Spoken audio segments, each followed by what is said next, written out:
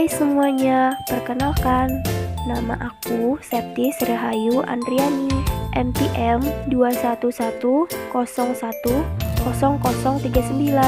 dari Prodi Farmasi. Pertama-tama kita mulai dari usaha. Apakah kalian tahu apa itu usaha? Dalam ilmu fisika, usaha diartikan sebagai gaya yang menyebabkan perpindahan suatu benda.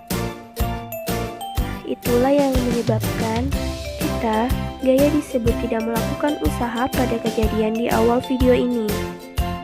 Jadi, sebesar apapun gaya yang kita berikan, jika tidak ada perpindahan sama aja kita nggak berusaha atau usahanya sama dengan nol. Selanjutnya, kita akan membahas cara menentukan besar usaha pada beberapa kasus. Yang pertama, kita akan menentukan jika gaya yang bekerja searah dengan perpindahan. Misalnya, saat kita mendorong troli di minimarket, gaya yang dilakukan dengan tangan kita sejajar dan searah dengan perpindahan troli untuk peristiwa ini. Usaha atau W sama dengan F kali S. Keterangannya, W sama dengan usaha satuan Joule, F gaya yang bekerja pada benda satuannya Newton, dan S perpindahan yang satuannya meter. Kasus kedua, contohnya saat kita memindahkan tumpukan buku dengan bak mobil-mobilan yang ada di lantai. Gaya yang dilakukan oleh tangan kita menarik bak mobil-mobilan akan membentukkan sudut pada lantai. Maka usaha atau W sama dengan F cos A kali S. Yang ketiga adalah mulai besar usaha jika gaya yang bekerja tidak menyebabkan perpindahan sampai energi potensial, yaitu usaha sama dengan gaya kali perpindahan. Usaha W sama dengan F kali S, energi potensial EP sama dengan M kali G kali H. Halo semua, kenalan yuk sama aku.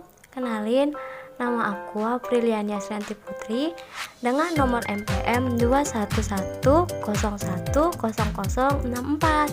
Saya berasal dari Prodi Farmasi.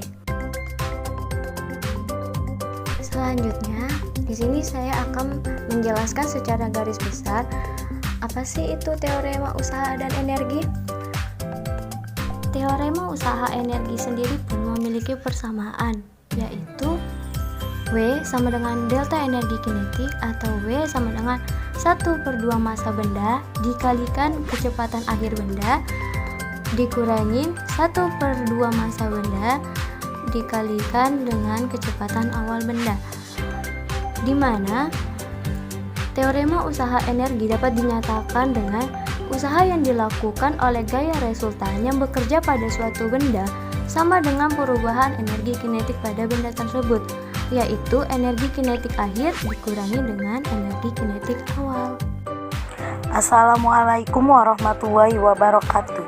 Perkenalkan, nama Gabriela Sabatini Muhtar, NPM 21101000069, Prodi Farmasi. Di sini saya menjelaskan tentang energi potensial. Energi potensial adalah energi yang mempengaruhi benda karena posisi ketinggian benda tersebut, yang mana kecenderungan tersebut menunjukkan tak terhingga dengan arah dari gaya yang ditimbulkan dari energi potensial tersebut. Satuan sigma untuk mengukur usaha dan energi adalah Joule dengan simbol J. Energi potensial juga bisa dimiliki oleh benda dalam keadaan tertekan, seperti panah yang akan dilepaskan dari busolnya seperti contoh di samping ini. Perkenalkan, nama saya Nafisa Sofia Apriliana. Di sini saya akan menjelaskan materi selanjutnya, yaitu tentang gaya konservatif dan non-konservatif. Sebelumnya, apa sih gaya konservatif itu?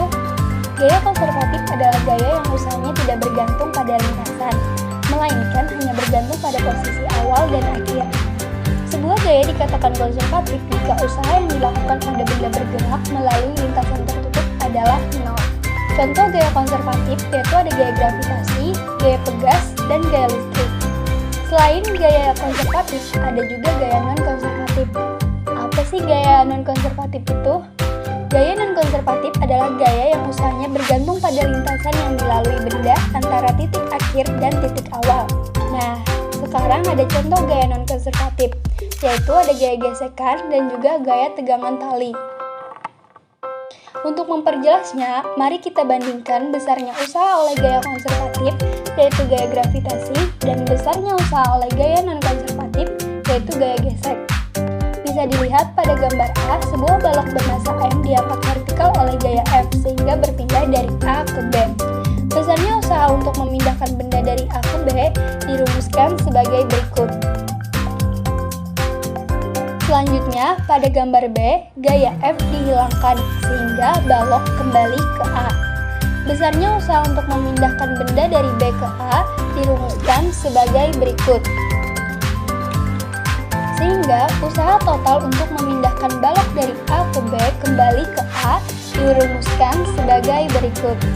Nah, selanjutnya kita berpindah ke gaya gesek. Bisa dilihat pada gambar A, sebuah benda berada pada lantai kasar diberi gaya F ke kanan hingga berpindah dari A ke B. Besarnya usaha untuk memindahkan benda dari A ke B dirumuskan sebagai berikut. Gaya gesek bernilai negatif karena arah gaya gesekan selalu berlawanan dengan arah perpindahan benda. Nah, bisa dilihat lagi pada gambar B, benda tersebut didorong ke kiri sehingga kembali ke A. Besarnya usaha untuk memindahkan benda dari B ke A dirumuskan sebagai berikut.